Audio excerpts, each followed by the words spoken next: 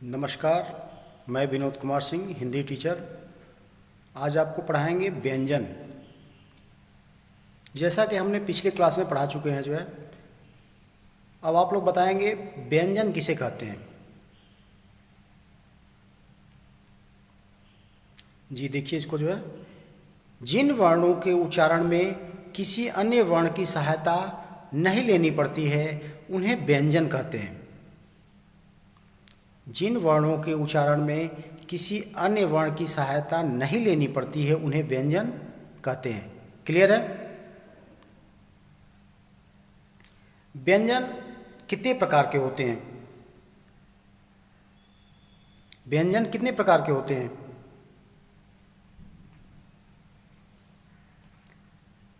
हिंदी वर्णमाला में कुल 35 व्यंजन हैं। इन्हें निम्नलिखित 3 भागों में बांटा जाता है। हिंदी वर्णमाला में कुल 35 व्यंजन हैं। इन्हें निम्नलिखित 3 भागों में बांटा जाता है: स्पर्श व्यंजन, अंतस्थ व्यंजन और ऊष्म व्यंजन। हमने बताया आपको हिंदी वर्णमाला में 35 व्यंजन हैं। इन्हें निम्नलिखित 3 भागों में बांटा जाता है। पहला है स्पर्श व्यंजन, दूसरा है अंतस्थ व्यंजन और तीसरा है हमारा ऊष्म व्यंजन। अब प्रश्न बनता है स्पर्श व्यंजन किसे कहते हैं?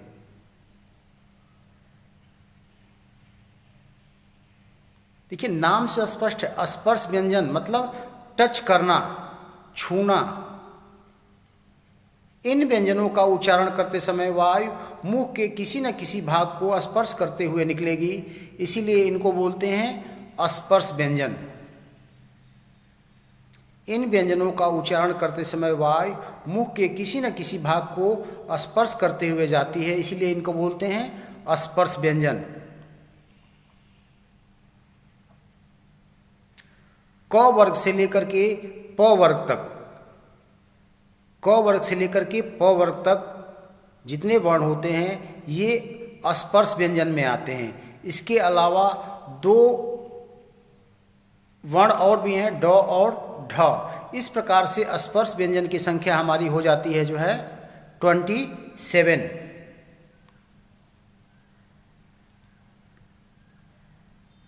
इसके बाद आता है अंतस्थ व्यंजन।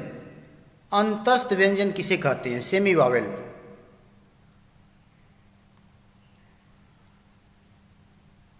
जिन व्यंजनों का उच्चारण स्वर तथा व्यंजनों के मध्य होता है उन्हें अंतस्थ व्यंजन कहते हैं। जिन व्यंजनों का उच्चारण स्वर तथा व्यंजन के मध्य होता है उनको अंतस्थ व्यंजन कहते हैं। इनकी संख्या 4 है: य, र, ल, व। तीसरा है हमारा ऊष्म व्यंजन। ऊष्म व्यंजन किसे कहते हैं? सिबिलेंट्स। सिबिलेंट्स नाम से स्पष्ट है ऊष्म व्यंजन। ऊष्म मतलब उष्मा। जिन वर्णों का उच्चारण करते समय वायु मुख में टकराकर उष्मा अर्थात गर्मी पैदा करती है उन्हें ऊष्म व्यंजन कहते हैं। जैसे इसको हम बोल के देखिए, स, स, ह। इसको जब बोलेंगे तो मुख से गरम गरम वायु निकलती है, इसलिए इसको ऊष्म व्यंजन कहते हैं। ऊष्म अर्थात उष्मा। तो हमने आपको बताया व्यंजन 3 प्रकार का: स्पर्श व्यंजन, अंतस्थ व्यंजन और ऊष्म व्यंजन। स्पर्श व्यंजन हमने आपको बताया कि इन व्यंजनों का उच्चारण करते समय वायु मुख के किसी न किसी भाग को स्पर्श करते हुए निकलेगी, इसलिए इनको स्पर्श व्यंजन कहते हैं। क वर्ग से लेकर के प वर्ग तक, जैसे क, ख, ग, घ, अंग, च, छ, ज, झ, इ, ट, ठ, ड, ढ, अड़, त, थ, द, ध, न, प, फ, ब, भ, म। ये 25 हो गया और 2 और होता है, ड और ढ। इस प्रकार से ये 27 इनकी संख्या हो गई किसकी? स्पर्श व्यंजन की संख्या 27। फिर मैंने बताया अंतस्थ व्यंजन।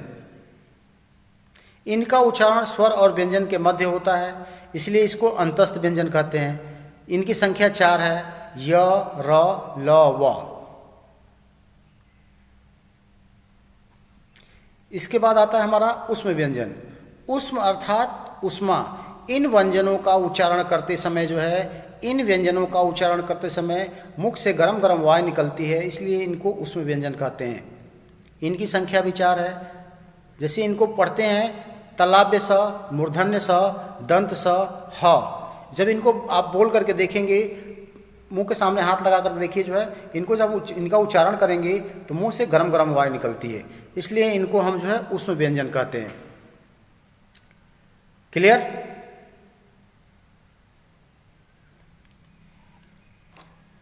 एक होता है अनुनासिक। जैसे हम मात्राएं पढ़ेंगे तो उसमें होता है अनुनासिक, सेमी नजल्स। अनुनासिक किसे कहते हैं? जिन व्यंजनों का उच्चारण करते समय वायु नाक और मुख से निकलती है, जिन व्यंजनों का उच्चारण करते समय वायु नाक और मुंह दोनों से निकलती है, उन्हें अनुनासिक कहते हैं। इनका संकेत होता है जो है, वर्ण के ऊपर चंद्र बिंदु लगाते हैं। वर्ण के ऊपर चंद्र बिंदु लगाते हैं। जैसे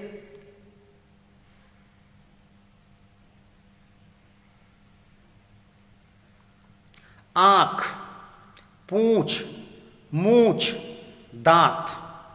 तो अनुनासिक में हमने बताया जो है, जिन व्यंजनों का उच्चारण करते समय वायु नाक और मुख दोनों से निकलती है, उन्हें अनुनासिक कहते हैं। और वर्ण के ऊपर जो है क्या करते हैं, जो हम शब्द लिखेंगे जो है, या वर्ण जो मानिए उसको, तो उसके ऊपर चंद्र बिंदु लगाते हैं जो है। क्लियर? फिर इसमें है जो है अनुस्वार किसे कहते हैं? जिन वर्णों का उच्चारण करते समय वायु केवल नाक से निकलती है, उन्हें अनुस्वार कहते हैं। और अनुस्वार होता है जो है बिंदी के रूप में उसको लिखते हैं।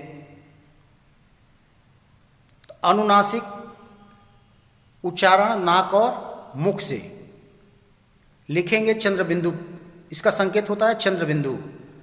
और अनुस्वार जो होता है, इसका उच्चारण केवल नाक से, और इसका संकेत बिंदु के आकार का होता है। तो आप लोगों को अनुस्वार अनुनासिक क्लियर हो गया होगा, इसमें कोई कंफ्यूजन नहीं है। अनुस्वार का उदाहरण देखिए जो है, हंस, चंचल, गंगा, अंत।